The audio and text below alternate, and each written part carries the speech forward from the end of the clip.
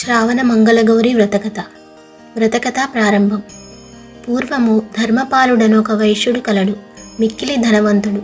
భక్తివంతుడైన అతనికి పెళ్ళి అయినా సంతానం కలగలేదు. తన భార్యతో కలిసి దాన ధర్మములు చేయసాగెను. ఇలా ఉండగా ఒకనాడు ఒక సాధువు వీరి ఇంటికి భిక్షకు వచ్చెను. ధర్మపాలుని భార్య వేగమై బంగారు పల్లెంలో భిక్ష తీసుకురాగా సాధువు ఈ భిక్ష స్వీకరింపక వెడలిపోసాగెను. కారణమేమియో చెప్పుమనగా పుత్రపౌత్రులు లేని ఇంట భిక్ష స్వీకరింపరాదని తెలిపి పరమేశ్వరుని గూర్చి తపమాచరింపమని ఉపాయము చెప్పి వెళ్ళెను. పిదప ఆ దంపతులు చేసిన తపమునకు ప్రసన్నుడైన పరమేశ్వరుడు అల్పాయుష్కుడగు పుత్రుడు కలుగగలడని వరమిచ్చి ఊరు వెలుపలయున్న ఆలయము వద్ద గల మామిడి చెట్టు యొక్క ఒకే ఒక ఫలము నీ భార్య కొసగుమని ఆనతిచ్చెను.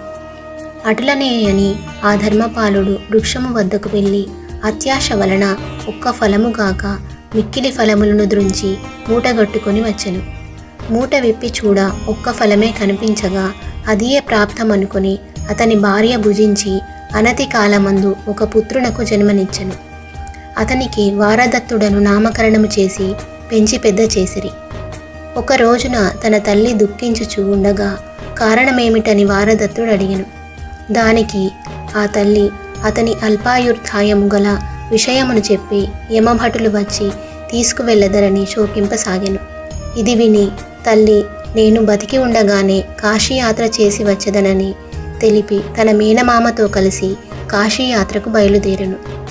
మార్గమధ్యమున వారు ప్రతిష్ఠా నగరమును చేరుకొని ఒక పూదోటలో బస చేసిరి. ఆ పూదోట యందు సుశీలాయను రాజకుమార్తె తన చెలికత్తెలతో ఆడుకొనుచుండెను. ఆట మధ్యలో తగు వచ్చి ఒకరినొకరు విధవ అని దుర్భాషలాడిరి. అందుకు ఆ సుశీల తన ఇంట మానవతి అయిన తన తల్లి మంగళకరమైన గౌరీదేవి వ్రతము చేసి తనకు వాయనము ఇచ్చనుగాన ఆ వ్రత మహిమ వలన తమ ఇంట వైధవ్యము ఉండదని పలికెను. ఇది విన్న వారదత్తుని మేనమామ ఈమెకు తన మేనల్లుడిని ఇచ్చి వివాహము చేసిన బతుకగలడని భావించి సుశీల తండ్రితో మంతనములు జరిపి వారదత్తుని ఇచ్చి వివాహము చేసెను. వివాహము జరిగిన రోజు సుశీల మంగళగౌరి దేవిని పూజించెను. ఆ రాత్రి సుశీల స్వప్నమున గౌరీదేవి ప్రత్యక్షమై నీ భర్తకు నేడు సర్పముచే ప్రాణగండమున్నదనిగాన ఆ పామును పట్టి నీ తల్లి వాయనమిచ్చిన మట్టి కుండలో మూటగట్టమని అనతిచ్చెను. సుశీల ఉలికిపడి మేల్కొనగా తన భర్త ఎదుట ఒక సర్పం కనిపించినది. సుశీల ధైర్యము వీడక నిదురించుచున్న తన భర్త తొడ మీద ఎక్కి అటక మీదనున్న కుండను దింపి సర్పమును ఆ కుండలో బంధించి వస్త్రముతో మూటగట్టి నిదురించెను. తెల్లవారక మునుపే వారదత్తుని మేనమామ అతనిని మేలుకొలిపి కాశీకి తీసుకుపోయెను. సుశీల లేచి తన భర్త కనబడుట లేదను విషయమును తన తల్లిదండ్రులకు చెప్పెను. సర్పమును ఉంచిన కుండను తన తల్లి తెరచి చూడగా అందులో ఒక ముత్యాల హారము కనిపించెను. అటు పిమ్మట సుశీల తన తల్లిదండ్రులు తనకు మారు వివాహము జరప యత్నమును తిరస్కరించి తన భర్త కోసము వేచి చూసేదనని పలికి మంగళగౌరి పూజ చేయుచు బాటసారులకు అన్నదానము చేయుచు తాంబూలాది బహుమతులు ఇవ్వసాగిను. మరుసటి సంవత్సరంన కాశీ దర్శనం ముగించుకొని తన మేనమామతో కలిసి వారదత్తుడు తిరిగి వచ్చుచు సుశీలయుండు నగరమున బస చేసెను. ఆ రాత్రి అతడి స్వప్నం మందు మంగళగౌరీదేవి యమభటులతో యుద్ధము చేసి ఓడించినట్టు గాంచెను.